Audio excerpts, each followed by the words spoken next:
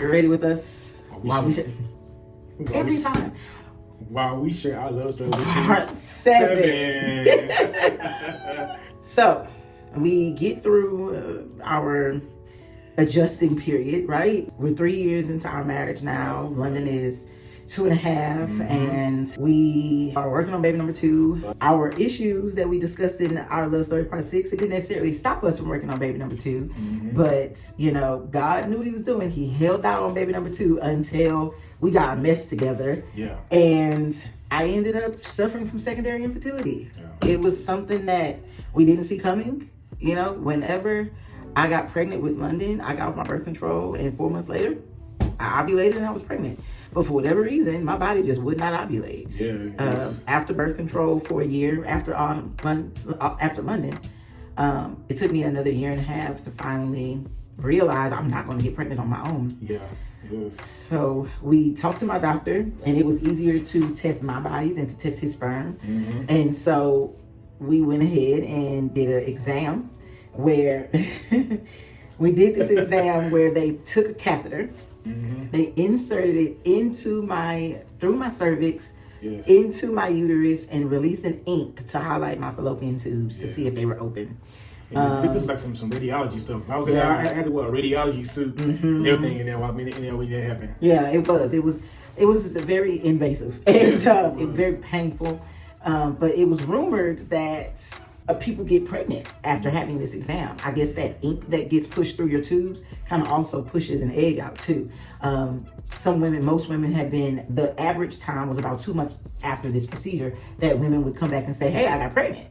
And so I just happened to ask, so how long do I need to wait to have sex? And she said at least 72 hours because you don't want to set up an infection. But Jonathan was still working overnight.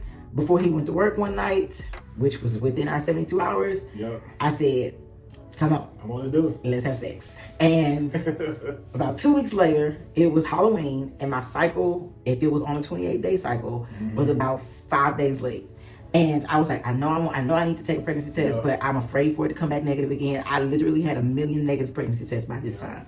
And I just did not want another disappointment. But I wasn't getting my cycle. I wasn't even getting a little bit of bleeding, right? I'm not the type to get a little bleeding even though I'm not getting my cycle. Like when I'm pregnant, I don't bleed at all in the beginning. And so I just knew something wasn't right, but I just didn't want to do it. I didn't want the disappointment. And so we were at my little brother's birthday party. Birthday party at my dad's house because he was born on Halloween. And my sister was like, I'll watch London. Y'all go to Walmart and get you a test because I can't do this. This is not working for my anxiety. She was like, I need to know if I'm going to be an aunt again. Go get a test. And we did. And we were pregnant with Autumn. Took that test at Walmart, y'all. Sure did. I was out there waiting for her, but when I found you came out there, look in your face, I knew you was pregnant. Just knew it. I was so excited. I was so nervous. I made it through the first pregnancy despite my cervix, despite the few things I had going on, right? I had 5 cysts on my left ovary. My cervix was trying to act up a little bit from, the cancer surgery. So I made it through that pregnancy, but I was scared. I was very scared that my body might not do this again for me. And sure enough, I was working at a new job at the time. And this particular job I had only been on for 8 months, February to October. About 8 months, 9 months. And so I wasn't eligible for long-term disability, but I didn't think I was gonna need it. But what I was doing was a lot of heavy lifting. Y'all, this job basically told me they weren't even willing to try to work with me. No accommodations. No accommodations. I don't think even none whatsoever. Like nothing, no accommodations, nobody to help you for a short period of time, nothing. So what he would do is when he would get off from work, because remember he was still working overnight. What he would do is he would get off from work because London was at daycare, so he wouldn't have nothing to do. He would get off from work and come and like bring me something to eat and sit with me and sometimes lift boxes and stuff for me too. Of course, that's illegal to do, right? But technically, because he wasn't on payroll. But I mean, I don't know. He just couldn't watch me go through that, and so it just was hard. And it was hard to watch you doing it. And I was being careful. I was picking up like 1 or 2 boxes. As any gentleman would, seeing the woman pregnant on a ladder, they pass by, they see you, and they don't pick the box up and give it to you. I mean, about point up and down the ladder and doing that stuff. But sure enough, at 14 weeks, I was at work. I was on one of the aisles. Yeah. And I started feeling cramping. Yeah. And I was like, what is this?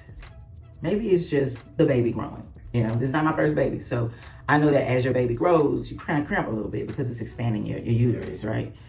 And I showed immediately. 6 weeks I was showing. And so I waited a little bit. And then about 5 minutes later, I cramped again.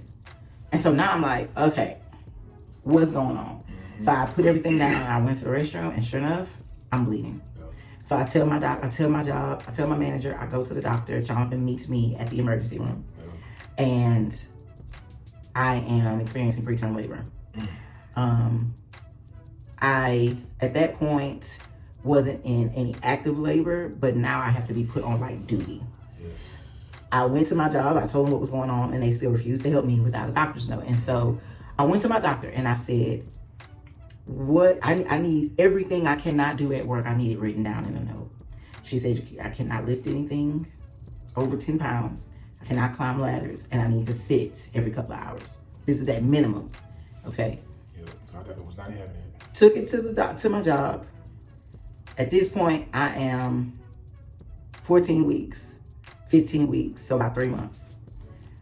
I took it to my job, and it took them about a month to finally get to this point, because they asked me for a more detailed description of my restrictions. And I took it to my doctor. They filled it out, sent it back to their HR department, and literally I went to work one day. I was like 4 months pregnant now at the time. I went to work one day, and they called me in the office about an hour later, and they fired me. Instead of working with my restrictions or finding another position for me, they fired me. I was devastated. Yes. Keep in mind, I was originally told I wouldn't even have children. Yeah. So all of this is playing in my mind. Did I force this baby into our life, or did God give us this baby? And all of this is for his plan. Yeah. I wanted so badly to have one more child, but now I lost my job, and now we'll struggle to care for the one we already have. Yeah.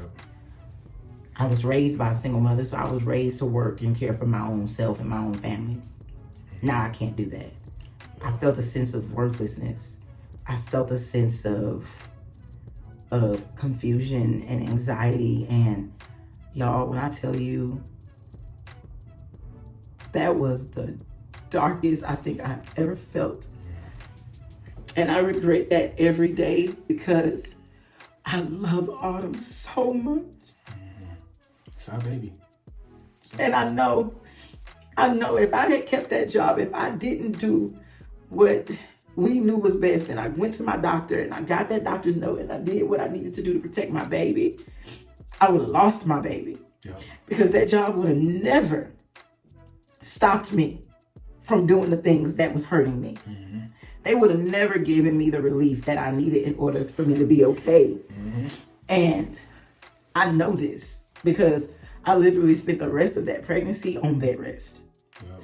At 30 weeks, I was 3 centimeters dilated already. I literally contracted a little bit every few days that entire rest of that pregnancy.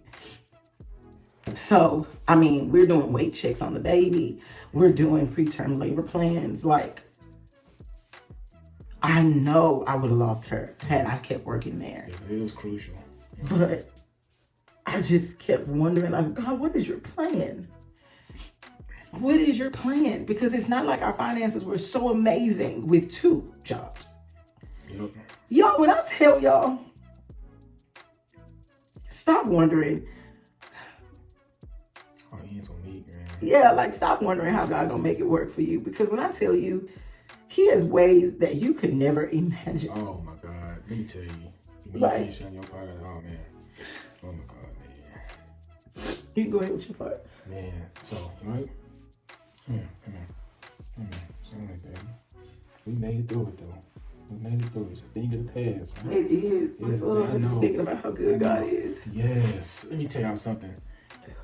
Just why God is so good. So, during that time, we lost our store manager at the store. Store manager got terminated, and they're talking about possibilities of me working daytime because, they wish that I could be in the daytime, be more effective working in the daytime than the nighttime. So I was telling James, hey, I got an opportunity to go work in the daytime as the manager instead of working overnight. We're trying to work through the motions to make it happen. Well, sure enough, we was thinking about those things happening, and right at the end of that time, like in February, we was coming towards a decision. But while we were on that decision, as she told y'all, she came in and she found out that she lost her job. And I remember her telling me that she lost her job, and I just consoled her, let her know this is gonna be okay. We will get through this. God will help us pull through these problems. Nothing to worry about. It's gonna be fine. It's gonna be good. So fast forwarding, maybe like 2 or 3 weeks later, I ended up landing a position to work during daytime, and I was so happy to be working daytime now that Janice is she doesn't have a job now, but now she's staying at home now. We made a decision for her to stay at home and take care of the baby while the baby's still grooming and getting through it. Well, getting a job while pregnant is impossible, especially in retail. Yeah, so it's definitely impossible to get a job while pregnant in retail, and nobody, well, you a risk. And so ended up being there doing daytime, just a little bit more positive shifts in the household. And my main thing was to make sure she feels secure and okay in the position that she was in at this moment. And that's my main thing, just to be in there for her, just be a good emotional support for her. And I feel so good about being an emotional support now, because now that I'm at home at nighttime and at home during the daytime, I'm able to be with her and talk with her and hold her and be with her through all these emotions that she's going through. So what were the emotions that I was feeling? That you were feeling? Oh my gosh, the emotions that the emotions that I was feeling was really, I was trying to be, I was trying to be the positive emotion through all the things that was going on. But deep down inside, I felt pressure, more pressure at work now that I can't make any mistakes. Something go wrong, lose my job, both of us lose our jobs, and well, not both of us. No, we both of us had no job. So I was so afraid of being in that position, and that kind of dictated my mindset while being at work. So I was trying to be this perfect worker at work all the time, not to make no mistakes, not make anything wrong. And if I did make a mistake, I would take it hard, because I felt like it was a point against me that I would lose my job because of the situation. I let the situation that we did have at home escalate in my head at a higher level than what it should be. But at the same time, I wasn't really emotionally letting Janice into what I was going through, because I feel like she was dealing with so much emotionally. So I just took it on by myself. But what I should have done, I should have been talking to her about what was going on, but I didn't. I kept on going through and saying, I can handle this. I handle this part. I don't want to think about too much right now at one time. I don't want to think about her losing her job and possibly me losing my job because of things that's happening in my job and how I'm taking it. So I didn't want her to worry about that while she was going through what she was going through. But one thing that I regret doing is recognizing that he didn't really have room to express how he felt. Life had become about me. I was in this high-risk pregnancy. I had fallen into depression. We were, I was trying to take care of London while we didn't have any family that came to help us. So when he was at work, despite being on bed rest, I still had to get up and take care of London. Yeah. And, emergency room visits when things would go wrong, when I would start bleeding or cramping or the contractions would get too strong. I needed a lot at that time. And it was at that point where I guess everything I needed became more at the forefront, and he neglected what he needed and how he felt. Yeah. It wasn't until later that I was privy to this, and that I recognized this. And it's probably one of my biggest regrets during that time, because I wasn't the only one going through this. Yeah. We were going through it together. Yeah. I truly want to encourage anyone that is married, or anyone get ready to be married. When there is seasons you're going through in your marriage, when you're going through seasons of where something is happening to one of y'all, not both of y'all in your marriage, always consider what your spouse may be experiencing as well, even though it is happening to you. Yeah. It's not just happening to you, it's happening to the both of y'all. Yes. And they are experiencing things as well, though they are trying to be strong for you. They are experiencing things as well that could be detrimental to their mental and emotional well-being, their spiritual well-being. And so always make sure that they understand, though I am going through this, I recognize you are experiencing this with me. How do you feel? What is going on in your mind? How are you coping with what is happening to me right now? Yeah. And give them a safe space to express how they feel, because if they truly love you, they'll never let how they feel to overshadow or overpower the fact that this is happening to you. However, how they feel needs to be voiced and made as just as important as how you feel, because that's something I did not do for him. And that definitely was a cause of what ended up happening about almost a year and a half after London Autumn was born, which stay tuned for episode 8 to hear that story. Yes. But I definitely, I want to say that was probably my greatest regret. But I'm not going to lie. I was so dark in that time. I wouldn't have noticed. I didn't even notice my hands in front of me at times. Yeah. I did shake it off after a couple of months because, I kind of adjusted because I realized I'm having this baby. I need to protect her. That's why I lost my job, to protect her. Yeah. I don't want to go into preterm labor because of added stress either. And so I had to kind of get it together. But again, life became so much about getting this baby here safely. Yeah. And so we did, though. She was born at 38 weeks. Yeah. I still remember to this day how she was born. So at 37 weeks and 6 days, I went to the grocery to stock up our house because London was born at 38 weeks and 1 day. And so I knew that I probably was going to go into labor sometime soon. Of course, I just didn't know when. And I went to the grocery at about 10 o'clock. It was a normal day, me and London in the grocery. About 10 minutes into the grocery store visit, I started having contractions. But remember, I had contractions my whole pregnancy. I would go to the hospital, they'd send me right back home. And so I just thought maybe it was the same thing. Well, about an hour into that grocery trip, I was getting them nonstop. They were stopping and coming, stopping and coming, stopping and coming. And I even had people stop me and be like, "Are you okay? You look like you need some help." And I'm like, "Oh no, I'm okay. I think I'm okay. I don't know if I'm okay." I was so confused. And so by the time we got home, Jonathan was at work. By the time we got home, I went upstairs. We lived upstairs on the second floor. It was just one flight of stairs. I put London up there first in her high chair with a snack. And then I brought I made maybe 3 trips for groceries to get the groceries upstairs. By that third trip, y'all, I was crawling up these stairs. Crawling up these stairs. You hear me? Crawling up these stairs. So I called my god sister who had just had her baby. Our godson is literally 7 weeks older than Autumn. We were pregnant together. We grew up together. Our parents have been friends since before we were born. And so we're 9 months apart. And so she had him in May. And so she had a new baby and I knew she was at home. She's a teacher. So I knew she was at home. We had been on the phone already, throughout that week.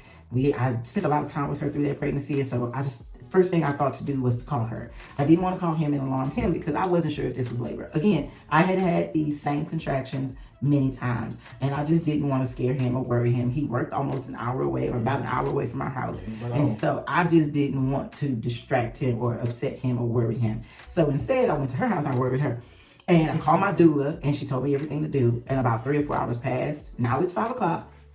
And I am still having these contractions. Actually, they are more on repetition every, I think, 7 to 8 to 9 minutes or something like that, back to back, getting stronger. Even with my feet up, I ate something, I drank some water, and still getting these contractions. So at this point, I had been in labor from 10 a.m. to 5 p.m. It's time to call my husband. I called him. He was actually just getting ready to get off from work anyway. Man, when I tell you this man flew home. Let me tell y'all something.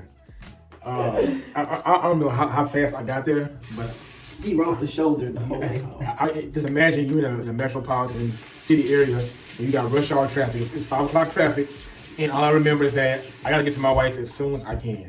I said, "Prayer." I rode the shoulder all on the freeway all the way down till I got there. There was no way I was gonna be sitting there in that stop and go traffic all day. What something else happened. And there was no one around me that can get to her in time but me. So I said, well, let me go back to show that God be with me and let's do it. So I got there. In 30 minutes, y'all. 30 minutes. His job is an hour away, give or take. Yeah. With traffic, especially during 5 o'clock, it takes him about 2 hours to get home. That day. This man made it home in 30 minutes. I flew home, family. I flew home. We got there and, prepared to get out the house and leave and, Crazy. We up in there ready to get the thing going. I went with no epidural from 10 a.m. to about 4 a.m. the next day. Yes. And he's a soldier.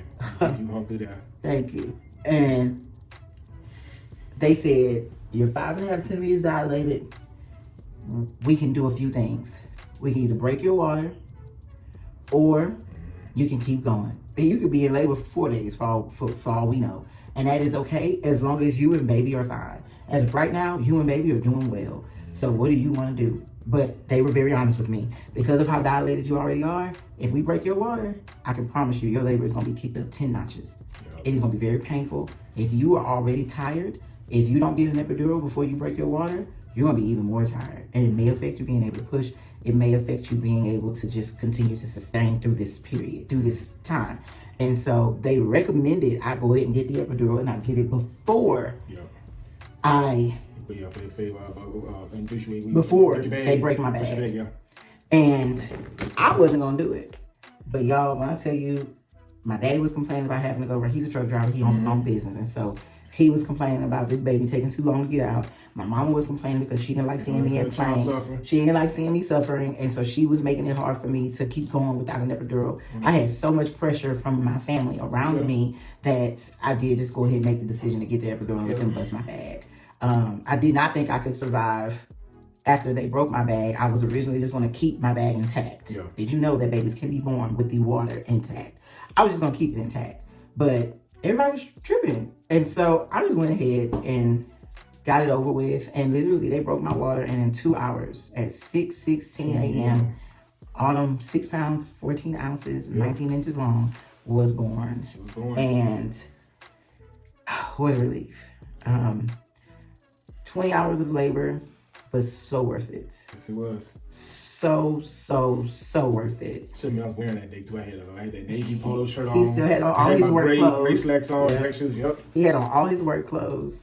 And we made it just in time for him to get breakfast. The cafeteria at the hospital had just opened, so he was able to get breakfast. I wasn't, because I had just gotten off my epidural and they didn't want me to throw up or, be vomiting. And so they brought me some fruit, I think, and some crackers. Yep. And then I had lunch. By the time the epidural had fully worn off and I was clear to eat, it was lunchtime. But yeah, it was very special. And Autumn's birth was so special too, because we decided to go ahead and keep London. Our hospital is very family forward, very family oriented. And so we were able to actually keep London in the hospital with us, which was such a beautiful blessing. It was. She held her in for the first time. She held her. Like literally, she was there during my entire labor. I went into labor with her. We got to the hospital with her. She was there for everything. She saw Cece come out, and she stayed with us the entire 3 days in the hospital. Jonathan took her to the little play area in the hospital. Yep. He also took her to go get ice cream at this place down the street that everybody was raving about. Yep. It was such a beautiful time. When we took the newborn pictures in the hospital, she was there, and I brought her a cute little outfit to wear for them. It was such a beautiful time, and I really think that helped London adjust because she was able to be a part of everything. We came home together as a family of 4. Oh, it was such a blessing. Just thinking about that. It was a blessing. Just thinking about that, because we didn't get to do that for Rain, and Autumn struggled. Autumn struggled to adjust the first couple of days. So I definitely think that was helpful, and I don't regret it. My mom thought I was crazy. She did not like that London was in the hospital with us, but she was safe. I let her sleep in the bed with me. And then one night she slept on the pull-out bed with Jonathan. They fed her too. We all ate whenever it was time for us to eat. It was just such a beautiful experience. And that was so much more meaningful than us. Like, how some people buy gifts for the older sibling when they have a new baby. Doing it that way was so much more meaningful. It was very meaningful. And so she was every change that we went through in life, she was a part of it, and she really knew what was going on. And that part of me said it means a lot to me. She walked with us and walked with us through the whole thing. And we got her a big sister charm for her bracelet. That was a little gift that we did give her. But it was sweet. It was sweet. But boy, I went straight into postpartum depression. About a couple of weeks. I couldn't sleep. I was crying all the time. I was anxious. I felt like a bad mother. A lot of the times I was questioning everything about my motherhood journey, everything about me. It was hard adjusting to 2 kids. It really, really was. I remember because I was all the way from home, and I used to drive home and talk to her on the phone. We just talk together, and just those feelings that she did have, like those are something that I could do or say to you, make you feel better, just for that feeling to pass away. Just knowing I was just here for you, to support you, and be by your side, and not make you feel like you're less than because you don't have this, you don't have that, you're not doing this, you're not doing that.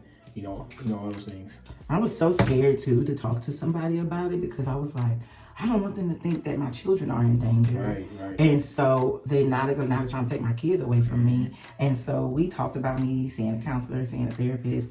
And I just was like, I can't. And so I did rely on him. My in-laws were amazing at calling us and being like, hey, bring the kids over for the weekend. Hey, bring kids over for the day. I'll give Janice a break. Like, they were amazing on the weekends when they could help. They worked, and so they couldn't do it on the week. And I get it, but when the weekend came, they were very helpful. But it was hard. It was really, really, really hard. It was a tough season. But I made it through, and I didn't put anybody in danger. My family wasn't, ultimately traumatized or anything by that experience. I feel like I did a really good job leaning on God in that time. Yes. Like, I would literally fall into prayer randomly. Like, God help me. God give me strength. Jesus, please come sit by my side. Like, I literally would fall into prayer randomly while I'm driving, while I'm in the mall, while I'm in the grocery. And Jonathan was so helpful. Like, when I tell you, this man would work 12, 14 hours a day. He would drive an hour home and come home, and like literally it's almost like as soon as he walked out the door, he took my punch card and clocked me out. Yep. And he would just let me, like, look, go get some rest. He would bring me home flowers or something of my favorite so that I could feel better. I love Texas Roadhouse rolls, so he would bring me those home. And, he would help me with nursing Autumn, and he just was amazing. And I appreciated his minutes that he would give me, but they were just that. They were minutes. He was gone so much more than he was here. Yeah, I was on that. I was by myself to deal with this. And I didn't have no one. Honestly, I had no one that just called and was like, how you doing? Sitting there with you. How you feeling? Like, I thank my mother-in-law for taking Autumn in London whenever she did have a day off and things like that. But aside from that, I didn't have any friends. I didn't have any family that just would call to check on me. My mom would call and just talk to me, but I never got asked, how are you doing? How are you feeling? Or just a way that makes you feel like you've been checked in. Right. Like, I never got that question. I never got that question. The conversations were always just broad and about everything, sometimes about them, but I never got asked, how are you doing? How are you feeling? Listen, y'all know somebody that's just having a baby? Check on them. Yeah, check on them. Check on them. Even if it's just a text. Check on them. Like, when I would go to my mom and I would talk to her about things, she would try to, encourage me, but I had to go to her, and she never just called to see how I was doing. You had to seek. I had to seek her. It's hard to seek. It's hard to seek when you covered in so much, so much stuff. It's hard to go out and ask questions like that. You can hope somebody will see you drowning, right? And throw that hook in the water and pull you out of there and say, "Hey, I got you. I see what you're going through." Exactly. And so it was a tough time, but God is good. Yeah. I survived.